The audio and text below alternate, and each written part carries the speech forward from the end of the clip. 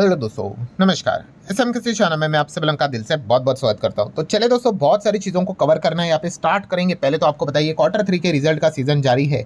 जितना हो सके भाई मैं कंपनीज को कवर करने की कोशिश करता हूँ। तो टाटा कैपिटल के नंबर हम लोग को देखने को मिल चुके हैं। सो नंबर्स अगर हम लोग देखेंगे, सीक्वेंस देख सकते हो, दिसंबर सितंबर दिसंबर, ठीक है। रुपीज़ आप मतलब डायरेक्टली हम जितना लिखे उतना ही यहाँ पे देखेंगे। सो सबसे पहले तो टोटल इनकम कितना है, तो टोटल इनकम आप देख सकते हैं 5786। लास्ट टाइम था ये 5592, उसके पहले था ये 5375। सो अगर देखा गया तो 375 कितना हो गया 786, और 592 कितना हो गया 786, मतलब 5000 के रेंज के हिसाब से देखा गया तो क्वार्टरली ईयरली दोनों हिसाब से इनकम में हम लोग को जंप जरूर देखने को यहाँ पे मिल रही है। उसी के साथ साथ अगर हम लोग यहाँ पे बात कर रहे तो खर्चों को भी माइनस करना पड़ेगा। खर्चे देख सकते हैं 4688, 4698, 4420। So income minus expenditure, either we get profit और लॉस। सो डायरेक्टली अगर हम लोग यहाँ पे देखें, टैक्स भी कट करने के बाद फाइनल जो प्रॉफिट आ जाता है, जो आपको अलग अलग न्यूज़ चैनल वेबसाइट के ऊपर देखने को मिल जाएगा, ये है वो प्रॉफिट 789.86। लास्ट टाइम था 660, उसके पहले था 718। 789 हो गया, 660 789 हो गया। तो जो रेवेन्यू, जो इनकम हम लोग को देखने को मिला था टाटा कैपिटल का, प्रॉफिट भी उसी दिशा में देखने को मिल गया। मतलब क्वार्टरली भी एंड ईयरली भी दोनों में हम लोग को अपसाइड मूवमेंट देखने को यहाँ पे मिल रहा है। और अगर नेट प्रॉफिट अगर ऐसा होगा तो ईपीएस भी वही, उसी के ईपीएस का फॉर्मूला क्या रहता है, नेट प्रॉफिट डिवाइडेड बाय जितने भी शेयर्स होते हैं उस हिसाब से। तो 1.87, 1.64, 1.83, सो 1.83, 1.87, 1.64, 1.87। सो क्वार्टरली ईयरली दोनों रेवेन्यू, प्रॉफिट, ईपीएस सब में हम लोग को जंप देखने को मिल रहा है। अब टाटा कैपिटल भाई ये भी एक फाइनेंस वाली कंपनी है। सो फाइनेंस में तो आपको पता है एक इंपॉर्टेंट चीज़ भी रहती है, कौन सी? Yes, NPA. कितना पैसा दिया है, कितना अटका हुआ है, मतलब भविष्य में भी अटका यहाँ पे पड़ सकता है, नॉन परफॉर्मिंग असेट, जीएनपीए। सो उसको यहाँ पे देखना बहुत इंपॉर्टेंट चीज़ रहती है। और आप देख सकते हो जीएनपीए का परसेंटेज यहाँ पे लिखा हुआ है, और वो परसेंटेज कितना है 2.90। लास्ट टाइम था 2.89, ओहो, एंड उसके पहले था 2.29। सो हम यहाँ पे कह सकते हैं यहाँ पे टाटा कैपिटल के मार्क्स कटेंगे मतलब एनपीए का बढ़ना अच्छा होता है कि बुरा होता है? बुरा होता है। जितना एनपीए बढ़ेगा उतना आपका प्रॉफिट डैमेज होने के चांसेस यहाँ पे ज़्यादा रहते हैं। सो हम कह सकते हैं टाटा कैपिटल ने इवन दो अर्निंग अच्छी दिखाई, प्रॉफिट भी डिसेंट दिखाया, ईपीएस भी डिसेंट दिखाया, बट ये जो असेट क्वालिटी है, ग्रॉस एनपीए की अगर बात कर ले, जीएनपीए की बात कर ले, यहाँ पे हम लोग को खराब परफॉर्मेंस देखने को यहाँ पे मिल रहा है। ठीक है, नेट एनपीए आप चाहो तो पढ़ सकते हो, बट वो तो एडजस्टमेंट के बाद हम लोग को देखने को मिल जाते हैं। तो इस चीज़ को आप लोगों ने जरूर नोट यहाँ पे करना है। नेक्स्ट अगर बात करेंगे आईईएक्स आपको पता है आज के दिन वापस यहाँ पे झटके के साथ गिरते हुए देखने को मिल गया है। एंड उसके पीछे का रीजन अगर आपको यहाँ पे पता है, जो पावर मिनिस्टर है, ठीक है, उन्होंने बड़े बड़े स्टेटमेंट यहाँ पे दिया है मार्केट कपलिंग को लेकर। अभी कोर्ट में भी मामला आज के दिन देखने को यहाँ पे मिल रहा है। सो ओवरऑल अगर देखा गया, सरकार तो ये करना चाहती है मार्केट कपलिंग, इसमें अभी कोई शक की गुंजाइश नहीं बची है। बट आईईएक्स क्या कर रहा है, इस चीज़ को बार बार कोर्ट में चैलेंज कर रहा है। सो इसी चीज़ के चलते इसमें होता क्या, अनसर्टेनिटी, चीज़ें फंसी रहती है, और यही इस चीज़ का नतीजा। आप चार्ट देखो कैसा चल रहा है। सो ये दिक्कत हम लोग को आईईएक्स में आज के दिन भी देखने को यहाँ पे मिला है। नेक्स्ट अगर बात करेंगे दोस्तों, तो ट्रंप ने सबसे बड़ा बॉम्ब फोड़ा। यूरोपियन यूनियन, मतलब यूरोपियन कंट्रीज को भी यहाँ पे नहीं छोड़ा, ये तो हम सब लोग देख चुके हैं। इसी चीज़ के चलते टाटा मोटर्स आज के दिन पिट गया। टाटा मोटर क्यों पिट गया? बहुत कॉमन सेंस वाली बात है। Jaguar and land rover passenger vehicle, obviously Tata motor PV passenger vehicle की बात करें तो जेएलआर आपको पता है यही इनका हार्ट है। जेएलआर से रिलेटेड अच्छी खबर भागेगा, जेएलआर से रिलेटेड बुरी खबर गिरेगा। सो जेएलआर का प्लांट आपको कहाँ पे देखने को मिल जाता है? इवन दो टाटा मोटर यहाँ पे मालिक है जेएलआर का, प्लांट किधर है? प्लांट यूके में है, और वहाँ से गाड़ी बनकर अमेरिका में जाती हुई देखने को मिल जाती है, दुनिया भर में जाती है। अब ट्रंप ने क्या बोल दिया, 10% के टैरिफ यहाँ पे, मतलब यूके से अगर गाड़ी अमेरिका में जाएगी तो भाई और महंगी होगी, क्योंकि ऑलरेडी उन्होंने टैक्स लगा के रखे हुए हैं, और एक्स्ट्रा टैक्स, और ये 10% आगे भविष्य में 25 भी हो जाएगा। तो इसी चीज़ के चलते टाटा मोटर यहाँ पे हम लोग को क्या होते हुए देखने को मिल गया, आप देख सकते हो पैसेंजर व्हीकल का शेयर लगभग 4-4.5% गिरते हुए देखने को मिल गया। क्यों? टैरिफ थ्रेट के चलते। JLR face US market risk, इनकी गाड़ियाँ और महंगी होगी, और महंगी होगी, और महंगी होगी। अगर गाड़ी इतनी महंगी होगी तो खरीदेगा कौन? तो लोग बोलेंगे छोड़ दो यार। और इसी चीज़ के चलते टाटा मोटर यहाँ पे पिटा है, क्योंकि लोकेशन वाइज ब्रेकअप की बात करें, टाटा मोटर आप देख सकते हो अमेरिका से रिलेटेड कितना प्रेजेंस है, मोर देन 20%।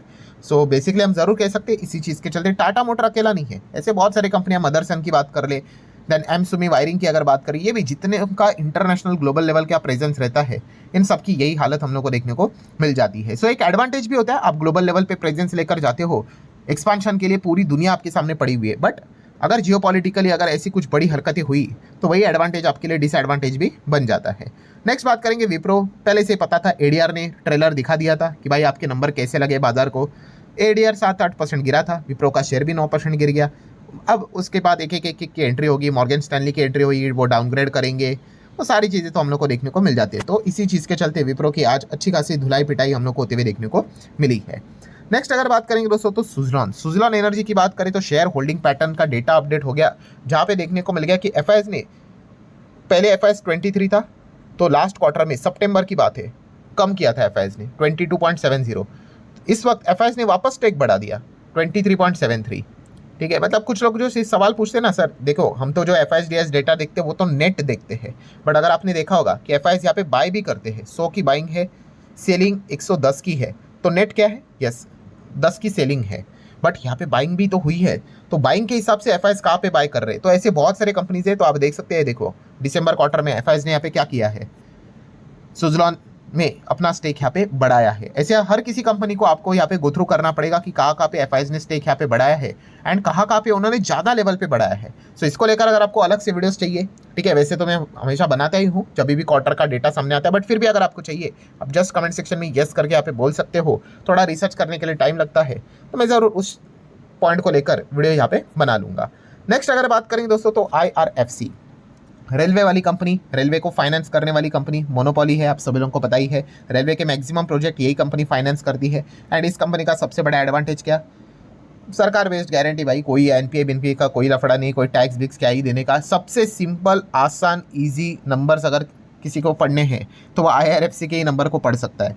कोई यहाँ पे देखा गया तो झंझट यहाँ पे होता ही नहीं। आप plain no tax no provisioning nothing, pure देखो कितना पैसा यहाँ पे आया है, ठीक है, और कितना पैसा यहाँ पे माइनस करो गया है, दैट्स इट। इतना ही आपको डायरेक्टली कंपनी का प्रॉफिट यहाँ पे मिल जाएगा। एक्सट्रैक्टेड कंपनी अपना एक्सट्रैक्टेड नंबर्स भी सामने पहले ही रख देती है। एनीवेज अभी देख लेते हैं 31 दिसंबर, ये सितंबर, ये दिसंबर। सो कितने ही कंपनी की टोटल कमाई, तो कमाई आप देख सकते हैं 6719, जो कि 3 महीने पहले कितनी थी 6371, और 1 साल पहले 6766। सो आप देख सकते हैं एकदम उसी रेंज में है, 666 के रेंज में है, बट आप देख सकते हैं 766 719 हो गया, तो ईयरली थोड़ा डाउन है। क्वार्टरली 300 के रेंज वाला 700 के रेंज में आ गया, तो क्वार्टरली जंप है। तो क्या ये समीकरण आगे जाके बदलेगा, तो ये होने के चांसेस, एक्सपेंस अगर आपके कम हो जाते हैं करंट क्वार्टर में as compare to the year on year basis, आप ऐसा भी कह सकते हो, तो जाके कुछ बात बन सकते हैं। लेट चेक कर लेते हैं 4917, ठीक है, 4594 एंड इसके पहले 5135। तो चलो ईयरली एक्सपेंसेस कम हुए तो देख लेते हैं चीज़ें सुधरती कि नहीं। इनकम माइनस एक्सपेंडिचर, प्रॉफिट या फिर लॉस मिलेगा। आप देख सकते हो जो एनपीबीटी लिखा हुआ है, कोई टैक्स बिक्स का कोई एडजस्टमेंट नहीं है। आगे आगे बढ़ेंगे तो सामने वही आप लोगों को प्रॉफिट, फाइनल प्रॉफिट करके देखने को मिलेगा। कितना है फाइनल प्रॉफिट, तो फाइनल प्रॉफिट है 1802। 3 महीने पहले चलो राउंडेड ले लेते हैं 1777, और 1 साल पहले 1630। सो आप देख सकते हैं ईयरली 1630 या 1800 हो गया, 1700 का रेंज वाला 1800 हो गया। तो क्वार्टरली ईयरली दोनों साइड की अगर बात कर ले तो काफ़ी अच्छा परफॉर्मेंस हम लोग को देखने को यहाँ पे मिल चुका है। और इसी चीज़ के चलते अगर आप कंपनी का EPS भी देखोगे 1.38, 1.36, 1.25, तो ईयरली क्वार्टरली दोनों हिसाब से अगर हम देखेंगे तो कंपनी के नंबर्स में हम लोग को क्या देखने को मिल रहा है, जंप एटलीस्ट देखने को यहाँ पे मिल रहा है। ये बेसिक चीज़ें हैं जिसको हम लोग ऊपर से गो थ्रू करते हैं। नंबर पढ़ना भाई इतना हलवा नहीं होता है, ये तो जस्ट एक ओवरव्यू आप कह सकते हो, हम टच एंड गो कर रहे हैं। हाँ ठीक है, ऐसा इतना तो परफॉर्मेंस एटलीस्ट इतना तो देखने को मिल रहा है, ठीक है। सो IRFC की बात करें, इनके नंबर तो I guess during the market ही यहाँ पे आए थे, तो रिएक्शन कैसा रहा वो आप खुद ही यहाँ पे देख सकते हो। देन अगर देखा गया तो कंपनी ने ये भी बताया कि 9 महीने के हिसाब से, ठीक है, दिसंबर मतलब 9 महीने ही रहते। अभी ये अगला जो अभी क्वार्टर है जिसमें हम लोग चल रहे हैं, जनवरी फरवरी मार्च, उसको पकड़ेंगे तो 12 महीने पूरे हो जाएंगे। तो 60,000 करोड़ के लोन्स उन्होंने क्या किए, सैंक्शन यहाँ पे किए। जितने भी वो अचीव यहाँ पे करेंगे, मतलब सैंक्शन यहाँ पे करेंगे, उतना ही अच्छा खासा बिजनेस इनका बढ़ते हुए देखने को यहाँ पे मिल जाएगा। उसी के साथ साथ नेट इंटरेस्ट मार्जिन भी हम लोग को बढ़ते हुए देखने को यहाँ पे मिल चुका है। सो ओवरऑल अगर देखें IRFC ने ठीक ठाक परफॉर्मेंस यहाँ पे दिखाया है।